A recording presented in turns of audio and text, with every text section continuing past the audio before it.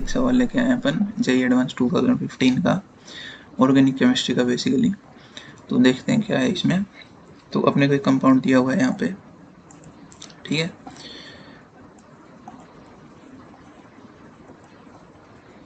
तो ये एक कंपाउंड दिया हुआ है और इसमें फिर H प्लस और हीट दिया है फर्स्ट स्टेप में, उससे कोई पी कंपाउंड बना और उसमें फिर सेकंड स्टेप में aqueous dilute KMnO4 at 0 degree Celsius ने दिया है, तो इससे कोई क्यू बना है इसने। अब फाइनली पूछ रहा है कि क्यू में कितने हाइड्रोक्सिल ग्रुप्स होंगे, तो ये पता करना है अपने को, ठीक है। तो शुरू करते हैं यार। तो सबसे पहले तो जो कंपाउंड दिया गया है एक बार उसको लिख लेते हैं अपन। सो ये कंपाउंड बेसिकली दिया हुआ है, ठीक है। अब इसमें पहले स्टेप में H प्लस के साथ हीट दिया है और इधर अपने को OH ग्रुप दिख रहा है, हाइड्रोक्सिल ग्रुप दिख रहा है। तो इससे आइडिया लग जाएगा अपने को आराम से कि H प्लस हीट अपने पास डिहाइड्रेशन ऑफ एल्कोहल होगा यहाँ पे, क्योंकि एल्कोहलिक ग्रुप अपने को दिख रहा है, ठीक है। अब OH एक बैड लिविंग ग्रुप है, तो ये क्या करेगा, जैसे ही अपन ने इसको H प्लस और हीट सप्लाई किया तो ऑक्सीजन अपना लोन पेयर H प्लस को देगा और H प्लस को बेसिकली आकर के OH के साथ अटैच हो जाएगा यहाँ पे, और यहाँ पे OH2 प्लस बन जाएगा, ठीक है। तो पहले स्टेप में तो यही होगा अपना, जब H प्लस एक्सेप्ट करेगा OH तो OH2 प्लस बना देगा, ठीक है। तो अपन लिख लेते हैं एक बार, ये H अपना और इधर बैच में OH2 प्लस बन चुका है। अब इससे क्या फ़ायदा हुआ यार कि OH एक बैड लिविंग ग्रुप था, जबकि OH2 मतलब H2O एक गुड लिविंग ग्रुप है, राइट। तो यहाँ से लीव कर जाएगा क्योंकि ये एक गुड लिविंग ग्रुप है, और यहाँ पे अपने पास कार्बोकेटाइन बन जाएगा, ठीक है। तो कार्बोकेटाइन बना लेते हैं अपन। तो बेसिकली ये डिहाइड्रेशन ऑफ एल्कोहल का बायो मैकेनिज्म मैं एक्सप्लेन कर रहा हूँ, जिससे कि आपका कॉन्सेप्ट भी अच्छे से रिवाइज हो जाए, ठीक है। तो अपने पास यहाँ पे कार्बोकेटाइन बन गया। अब इसमें नेक्स्ट क्या होगा, कार्बोकेटाइन बनने के बाद डिहाइड्रेशन ऑफ एल्कोहल में होता है रीअरेंजमेंट, ठीक है। तो रीअरेंजमेंट होने का मतलब क्या है कि कार्बोकेटाइन एक लेस स्टेबल कार्बन से मोर स्टेबल कार्बन पे जाना चाहिए, राइट। तो सबसे पहले यहाँ पे पता होनी चाहिए अपने को स्टेबिलिटी ऑफ कार्बोकेटाइन का ऑर्डर, ठीक है। तो एक बार मैं लिख देता हूँ यहाँ पे स्टेबिलिटी ऑफ कार्बोकेटाइन, ठीक है। तो ये रहता है अपना 3 डिग्री कार्बन में सबसे ज़्यादा, फिर 2 डिग्री कार्बन में, एंड देन 1 डिग्री कार्बन में, राइट। तो अभी जिस कार्बन पे ये कार्बोकेटाइन बन रहा है, तो यहाँ पे ऑब्वियसली दिख रहा है कि ये 2 डिग्री कार्बन है, राइट। इसके बगल में ये वाला जो कार्बन है ये कैसा है, 2 डिग्री कार्बन है।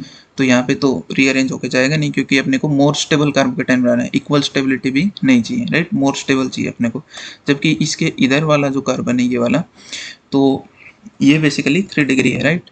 तो यहाँ पे क्या हो जाएगा, इधर ये रीअरेंजमेंट कर लेगा और यहाँ पे मिथाइल का शिफ्ट अपने को देखने को मिलेगा। तो मिथाइल शिफ्ट होकर के इस पे चला जाएगा और ये कार्बोकेटाइन इस कार्बन पे आ जाएगा, राइट। तो इसको बना देते हैं एक बार।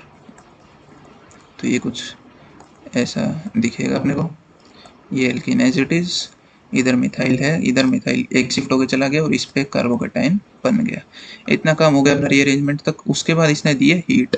हीट से क्या होगा, जब ये कार्बोकेटाइन बन चुका है तो इसके बाजू वाले जितने भी कार्बन एटम्स है अपने पास, राइट, तो इस पर एक एच है यार, ठीक है, और इस पर भी एक एच है।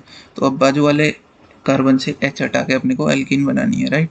तो अपन एल्कीन बना लेते हैं। अब यहाँ पे 2 टाइप की एल्कीन पॉसिबल है, ऑब्वियसली दिख रहा होगा। तो एक बार दोनों प्रोडक्ट बना लेते हैं, फिर मैं बताता हूँ कि कैसे अपन मेजर माइनर डिसाइड करते हैं एल्कीन में, ठीक है। तो एक तो यार ये तो एज इट इज रहेगा अपना, इधर मिथाइल और इधर मिथाइल, एक तो इधर एल्कीन बन जाएगी और दूसरी जो अपनी बनेगी वो कुछ ऐसे बन जाएगी।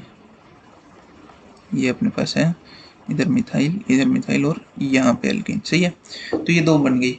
अब अपन मेजर माइनर कैसे डिसाइड करते हैं कि जो नई एल्कीन अपने पास बनी है उसमें number of alpha H count करते हैं। तो जितने ज़्यादा अल्फा एच होंगे उतनी ही उस एल्कीन की स्टेबिलिटी ज़्यादा होगी। अब अल्फा एच कैसे, जैसे ये एल्कीन अपने पास C डबल बॉन्ड C, इसके बाजू वाले जितने भी कार्बन है इसके बगल में, इन दोनों कार्बन के बगल में जितने भी कार्बन है उन पे अपने को हाइड्रोजन जो होते हैं वो अल्फा एच होते हैं, तो वो गिनने हैं अपने को, राइट।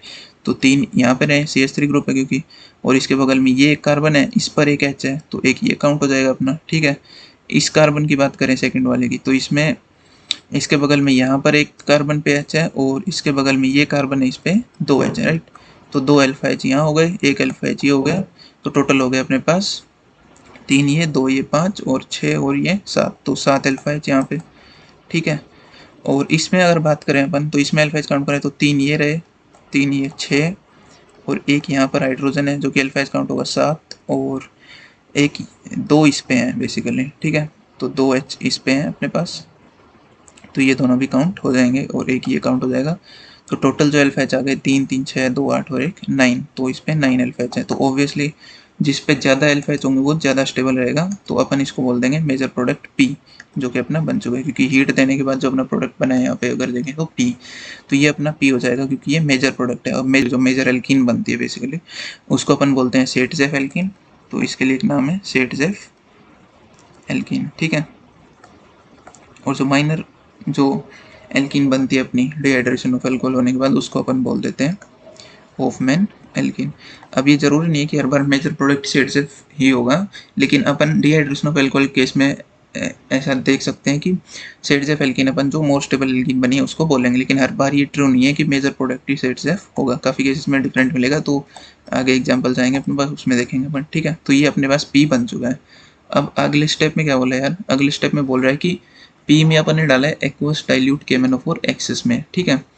तो अपन डाल देते हैं। इस रिएजेंट का काम क्या होता है सबसे पहले तो ये जो पी है अपना इसमें इसने डाला एक्वस डाइल्यूट KMnO4 और इसको इसने डाला है एक्सेस में, ठीक है।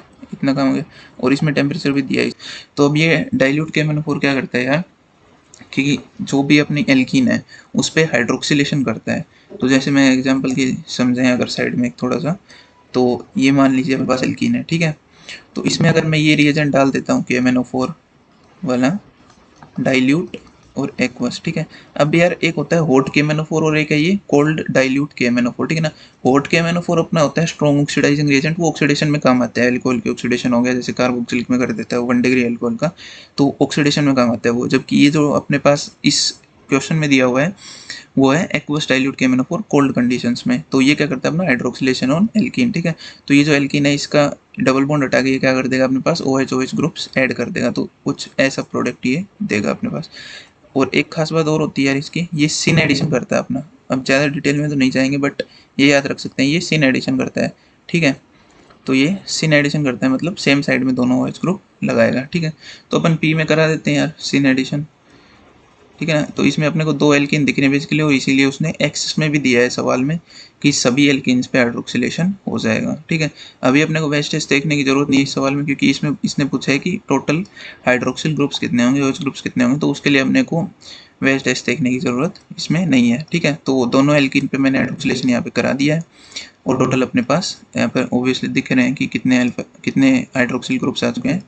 4 हाइड्रोक्सिल ग्रुप्स अपने पास आ चुके हैं, तो अपना आंसर हो जाएगा 4, ठीक है। तो इसमें यार यही था, डिटेल में काफ़ी मैंने डिहाइड्रेशन ऑफ अल्कोहल का पूरा मैकेनिज्म लगभग बता दिया आपको। और KMnO4 में अपन को ये डाइल्यूट KMnO4 कोल्ड कंडीशन मिलता है तो क्या करना है अपने को, ये भी मैंने काफ़ी डिटेल में बता दिया। बाकी अगर आपको रिएजेंट याद है तो ये आप स्ट्रेट फॉरवर्ड टाइप का सवाल भी हो सकता है, मतलब कम टाइम में आसानी से, बट मैंने आपको इस तरीके से बताया कि थोड़ा थ्योरी भी आपकी साथ साथ रिवाइज हो जाए, ठीक है। तो थैंक यू फ्रेंड्स।